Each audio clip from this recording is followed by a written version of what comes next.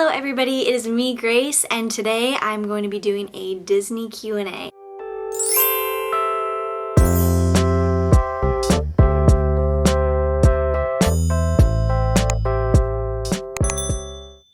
I asked you guys on Instagram what video you wanted to see, and a lot of people said a Disney Q&A. So I'm going to be talking about the tea on the Disney College program. I'm going to be talking about different Disney things. There was a lot of questions and I'm just going to pick a small few, but I'll do more Disney Q&As in the future. So if I didn't answer your question, definitely leave it down below in the comments of this video, and I'll of course ask again on Instagram next time I do this video. So no worries, but I'm just going to pick a small few of the questions. So the first question I got was, what was the hardest rule to abide by while you were in the program? I thought this was a really interesting question. There's a few things that I could pick for this. The first thing was not taking pictures backstage, and it wasn't because I was trying to show, other people what it looked like backstage or anything, but it was because I knew that I would only have access to backstage at the Pirates ride or backstage at my break room or in the tunnels below Magic Kingdom for so long, and I really didn't want to forget what it looked like, and I wanted it for the memories, but I also didn't want to lose my job or get in trouble. A lot of people would still send Snapchats, especially if you're just in your break room or whatever. You're not supposed to do that, but a lot of people would. But that was also something that was hard to remember. If you're on a break and you're getting Snapchats, you can't really you're not supposed to be taking a picture, even if it's just a selfie back there. So that was hard to remember, and then hard just because I wanted to always have that visual with me. But I do think it's kind of special that it just lives in my memory, lives in my mind, and hopefully I'll be getting to go backstage at Disney again soon. The other rules that were hard for me to abide by at the Disney College program definitely dealt with housing. That's where a lot of the rules are, you know what I mean? Of course you have rules with your job, but you have rules with all jobs, and they're there for a reason, and they're very logical and everything. But it was really hard to abide by some of the housing rules, especially when it came to the cleaning standards that they had. They would do room checks, and you had to make your bed during room checks, which I thought was really silly, especially with the long shifts that we had. You had to have no trash in your trash cans. So it was a constant okay, before we leave the house, we have to make sure there's no trash in the trash can, which is kind of weird to me. And they might have changed these rules and whatever, and maybe my room heard something that wasn't true, so keep that in mind. Definitely let me know if you had a different experience.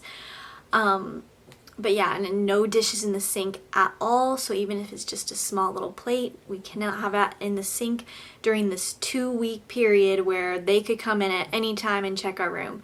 And if you did have one of those violations, then you would get a fine. So it makes sense why they do it, because they don't want, first of all, they want to make sure that there's no illegal substances or weapons or alcohol if you're underage, and that's their biggest concern with inspections. But they also don't want their housing complexes to be trashed by a bunch of college kids. They want to keep roommate squabbles down as much as they can. I do think though that with how harsh those rules are, it can create roommate problems, because everyone's just if there's one person that's not following these really intense rules, then everyone can get fined for it, and so it can create kind of a struggle there. The other thing that was hard to abide by as well was the curfew hours for guests. It was kind of hard not to have guests late at night, because I stayed up so late while I was on my Disney College program. I had late shifts that would literally go till 2 a.m. sometimes, and it's an hour on the bus ride back, so I would get home at 3 a.m. and stay up with my roommates still. We had people over at our apartment all the time, and we were always staying up late, and that wasn't possible for everyone who had early shifts, but I almost never had early shifts, which was really nice actually. Anyway, so that was kind of hard because we wanted to have guests over later at night and all hang out together, but it wasn't too bad because it was kind of like, yeah, we probably should be you know, going to bed now so that we can get up and go to the parks or something. So yeah, and all that being said, although there are some of those types of rules, it's such a small thing, you know, it's not that big of a deal when you're on the program. Everything is so wonderful. At least in my experience, I had just the best time, so it wasn't that big of a deal to me to abide by these rules. Alright, so I kind of went off about that for a while, but I thought it would be interesting for you guys to hear. So the next question that I got was, if you could live in any Disney movie, what would it be? The movies that I would want to live in and my favorite Disney movies are going to be two different things. So my first thought when I heard this question was definitely Peter Pan. I love the idea of Neverland. I love the fairies especially. I would also say Tinkerbell because Pixie Hollow is gorgeous and magical and wonderful. Also, if you can hear my dog snoring in the back, he's there, just so you guys know. But yeah, I'd probably say either that, maybe even Alice in Wonderland, although Wonderland can get pretty crazy sometimes, but I would love to explore Wonderland. The other one that's not like an animated movie, it would be Tomorrowland. Tomorrowland is one of my favorite Disney movies. I think it's very underrated. A lot of people didn't like it, but I personally loved it, and just to be in Tomorrowland would be just the best thing ever. The next question that I got was favorite restaurant at Walt Disney World, and definitely the restaurant quick service in Pandora. It's funny that it's my favorite restaurant and I don't even know the name of it off the top of my head, but it is the quick service restaurant that's kind of hidden away in Pandora. It's never very busy. You get your food very quickly and it's sit down, but it's considered quick service. There's always tables available, at least in the spring. I don't know about the holiday season. And it is so good. What you do is like you pick these different ingredients in a bowl that they'll make you. So like you can pick your base, which will be either like rice or noodles or other different options. And then you pick your protein, so you can pick, like, I think there was chicken, beef, and something else, and then tofu, and I don't eat meat, so I picked tofu, and it is so good. The tofu is amazing. And then you pick your sauce, which is the best part and what makes everything taste amazing. It's pretty cheap. I just will talk about it for the rest of time. Unless me talking about it makes it too busy, then I'll shut up about it and try to keep minimal people going there because I want it to stay quick service. It's so good. The next question that I got is, what do you appreciate even more about the parks now that you've seen both sides? And this is a wonderful question and something that I'm sure all Disney cast members would love to answer.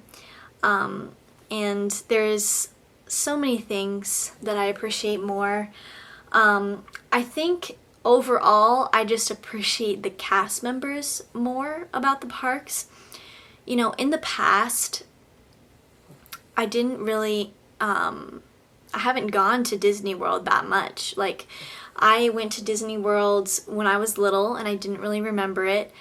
And then I went like maybe 2 times before, like when I was in college, before I did the DCP. So I don't have a lot of nostalgia with like magic moments with cast members. I do remember a few on my college trips that made magic for me and that was really special. And maybe I'll share some of those stories sometime, but yeah, I just didn't really have a lot of knowledge about what the cast, like, you know, how much the cast members care and how much they want to make magic for people.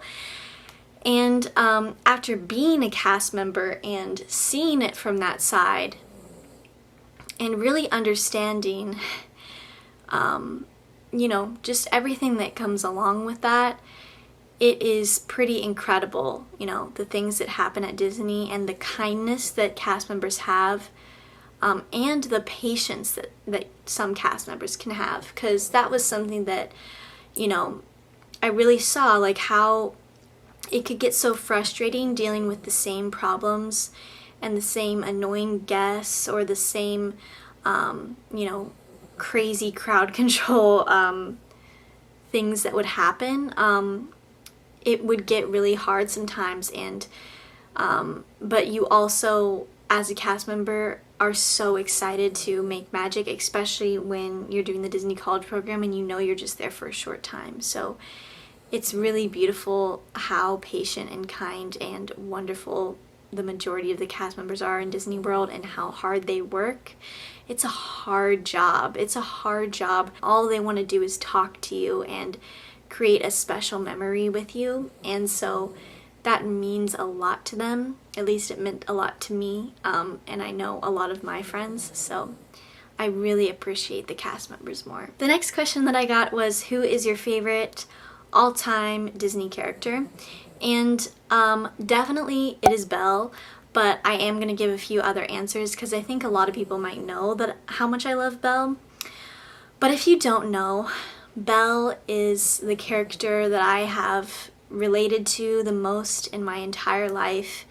If you didn't know, I love books. That's my bookshelf back there. To have a princess that has the same passion for books as I do is just so special. And then on top of that, her thirst for adventure, you know, wanting adventure in the great wide somewhere, and kind of feeling trapped in a place, in a small place. And where I live, it's not like a small town, but it can have those aspects to it that always make me want to go and break free and kind of live somewhere else and have an adventure. Seeing past both looks, but also first impressions. You know, that's something that I try to do in my everyday life as much as possible, and she is such a special, special character to me, and I just absolutely love her. So that's my rant on Belle. Amazing. Also, the live action Beauty and the Beast is one of my favorite movies ever. I love Emma Watson. I love the extra layers they put into the movie, like her backstory with her mom and the Beast backstory and how they connect on kind of feeling socially isolated. It is just wonderful, and yeah, it's very special. Anyway, I also love Alice. I really relate to her as well. I am very curious like her, and my sense of humor can be very like nonsensical sometimes when I like confuse people on purpose and just say a bunch of random things. I think it's the funniest thing ever. And so I really relate to her on that sort of like, we're all mad here and it's just like nonsense and it's just fun, you know? I love Wonderland. And yeah, I do really, really love Alice. And then my second favorite princess is Tiana, because when I watched, and I'm not going to go into my deep stories with all these characters because I have so many, but I'll just share Tiana and then I'll share just a few more characters by name. So Tiana, I saw her movie Princess and the Frog when I was writing my manuscript. And at that time in my life, my freshman year of college, I had a very similar thing to her where I was working so hard and, you know, working on this dream that I had every day. And that song, I'm Almost There, that song just really like hit somewhere in me at that time in my life that I related to so much, where I was like, I'm almost done writing this book, and it was so meaningful to me. And then on top of that, I also related to her in that, you know, it's wonderful to have a dream like that and to work really hard for it. But she was struggling with, like, you know, what her father thought was important was family and her relationships with other people. And that wasn't something she saw. You know, she wanted to honor him in any way that she could, and the biggest way that she saw was getting that restaurant for him. But you know, relationships were also important. That's something that she was struggling with, and that was also something I was struggling with my freshman year, is that I was neglecting all of my relationships and wanted better relationships with everyone in my life and to feel closer to them, but I was just so enraptured in like a work obsessed mode when I was writing this book. So that's why I love Tiana so much and why I relate to her. And it was also really great that we finally saw a representation. The first Black woman to be a princess was Tiana, and that was really wonderful. And I hope that we see more of that going forward, and I'm sure we will. So there's Tiana, and then my other favorite characters, I'll just name them off really quick. Wendy.